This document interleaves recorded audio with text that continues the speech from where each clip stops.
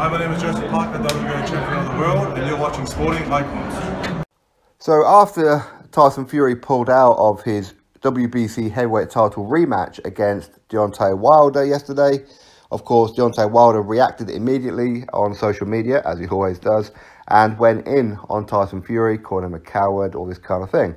And while we still have no official statement, or not that I've seen, at least anyway so far, making this video, there has been no official statement from the team of Fury, whether that be Frank Warren, Fury himself, Ben Davison, Bob Arum, or whoever it may be, MTK Global, as to why he pulled out. But Tyson Fury has, of course, responded in kind on Twitter. This is what Tyson Fury had to say to Deontay Wilder. Get yourself a bit more well-known in America first, kid, and then I'll give you another chance. I already beat you, and the world knows it, and so do you. Must be hard for you that a British fighter has taken over the USA. Watch me whip. Hashtag only in America at ESPN as well. So that is Tyson Fury's response to him. Listen, I could agree with him. Yes, the world knows that he won that fight. That is for sure. For me, anybody who believes that Deontay Wilder won that fight, you need to maybe start learning the rules of boxing, or maybe stop watching boxing altogether and just not comment on results of fights, because this was a clear victory for Tyson Fury. I can agree with him. And also, I can agree that a British fighter has taken over America. Technically, too, because Joshua as well. So, yeah, that's certainly going to be a bit of a sore subject for Deontay Wilder. But the issue is that Tyson Fury pulled out, when only 2 days ago he was saying his first defence of his WBC title, once he beat Deontay Wilder, will be against Dillian Whyte. But at this point, he already knew he wasn't going to fight Deontay Wilder, okay? And he's saying to Wilder, don't use boxing politics as an excuse not to make this fight happen. Again, when he said that, he already knew that this fight wasn't going to happen. Why? Because he knew, everybody else knew, that the WBC were going to make an announcement on Tuesday. What else could the announcement possibly have been? I'm sure the WBC have spent the last couple of days trying to talk him out of it. But when that situation, or with the situation of the WBC ordering Wilder versus Fury, it's only Fury that could pull out. If Wilder pulled out, then he would lose his title. So he had Wilder backed into a corner. Look what he'd done to Wilder when he was, 60-70% match fit. Look what he'd done. And improved Tyson Fury. Imagine what it is that he would do to Deontay Wilder. And I would pick Tyson Fury to not only beat Wilder in a rematch, but humiliate him. Okay, pull down his pants and smack his bare ass. Okay, this is what Tyson Fury would do in a rematch. So it's odd to me that he wouldn't take it. Listen, it's a risk. Maybe that punch in round number 12 has knocked his confidence. I don't know.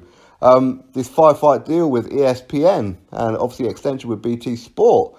Bob Arum not exactly getting along famously with Al Heyman. Frank Warren and Bob Arum, these guys like the WBO. They're not too keen on the WBC.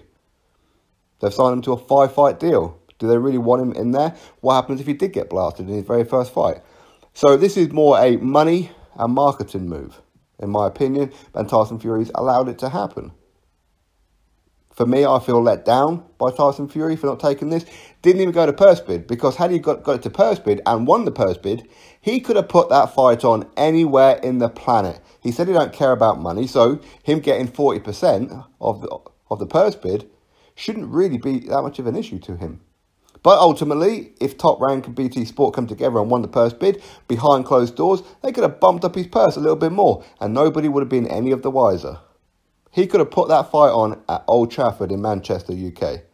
The one place where he wants the fight. He had this in his hand. So to not even take it to a purse bid, to see what happens, and then, listen, if Tyson Fury was to lose the purse bid because he's so anti-Showtime, because he didn't want to go on there because of what happened to the judges, then pull out, I can understand that bit. But before it even goes to purse bid, I don't get it. I still can't get my head around it. It's funny because Deontay Wilder, he's become the frozen out one now. He thought that him and Tyson Fury were clickety-click, all close and singing and dancing in the rain, all that kind of thing. And now Tyson Fury's done this when Wilder turned down Joshua. In fact, Wilder even ignored Joshua's emails. ignored a 40% offer with a guaranteed earning of $15 million. So that was his minimum, but he would have got 40%. And a guaranteed rematch as well in America. Potentially could have had the first fight in America. So he turned down Undisputed because he thought him and Tyson Fury were all clickety-click, we're going to freeze out Anthony Joshua. Well, now Wilder is in a position where his next fight is not going to be pay-per-view. If it is pay-per-view, there isn't another fighter on the planet outside of Tyson Fury, Anthony Joshua, potentially Dillian White. I still don't know if Dillian White is a big name in America. Here in the UK, he is. So in the UK, it would be. But Deontay Wilder doesn't want to work with Matchroom Eddie Hearn, and he's frightened to death of Dillian White, so that ain't going to happen. So anything outside of them isn't going to be pay-per-view. He's going back down earning minimum wage, I suppose, in comparison to what he could have got. He could have got 28, 30, 40, 50 million against Joshua. How much would he have got for the rematch against Tyson Fury? How much is he going to get to fight Dominic Brazil? How much is he going to get to face Adam Kownacki? So he's left in no man's land now. He's left... Listen, Wilder likes these kind of opponents, okay? He likes opponents where he feels confident he's going to win, okay? Against Tyson Fury in a rematch, because of what Tyson Fury had done to him first time round when he's not fully match fit, he would have been worried. And people can say that Deontay Wilder really wanted to fight. Well, he had no choice, okay? He had no choice. Anthony Joshua, he doesn't want that smoke with Joshua. He just doesn't want it. Dillian White, he just doesn't want it. And I hope, because this is a good opportunity, if he's allowed a voluntary, which he probably will, because the WBC always let him have voluntaries rather than the mandatories. But if they do, then if he fights Dillian White, I'll take it all back. Good on him. But I don't think that's going to happen. I think he's going to fight either Kownacki or Dominic Brazil. That's what I think is going to happen. And I think he may only fight Brazil if the WBC order it, because he is the mandatory. So he's going to be fighting lesser opposition than what he could have done. But he's going to be earning minimum wage again. He's going to be going back down to the $2-3 million mark.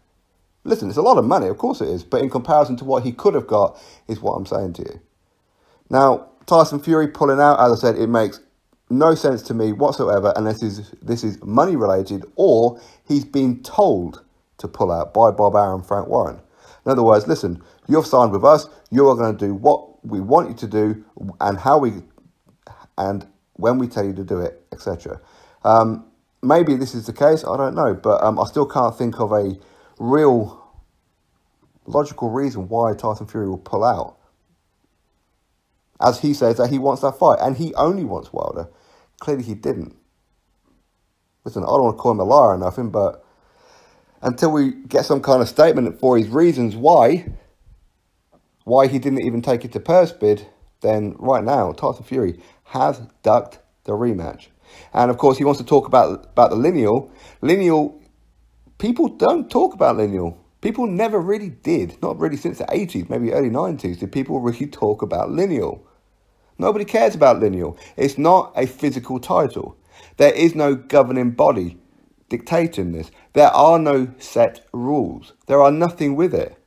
You don't earn money from lineal. You just don't. Some people love lineal, but most of the boxing world don't. To really big up lineal, you need the Ring magazine as well. But you can't have the Ring magazine unless Tyson Fury takes on Joshua, #1 versus #2. So, lineal, I mean, listen, he's going to reign as lineal. And he can fight anybody, because there are no rules. You can't be stripped of lineal. The only way it could pass is if you retire. It's paper. That's all it is. It's paper. It's not a real title. So he's going to parade around as lineal, when he could have been parading around as WBC. And he should have been as well, because he won that first fight. But now he's turned down an opportunity for a world title fight. Turned it down. I said, what's he going to do now? Who knows? Is he going to be another top-ranked fighter? Well, it can't be Pullout, because Pullout has got a fight with...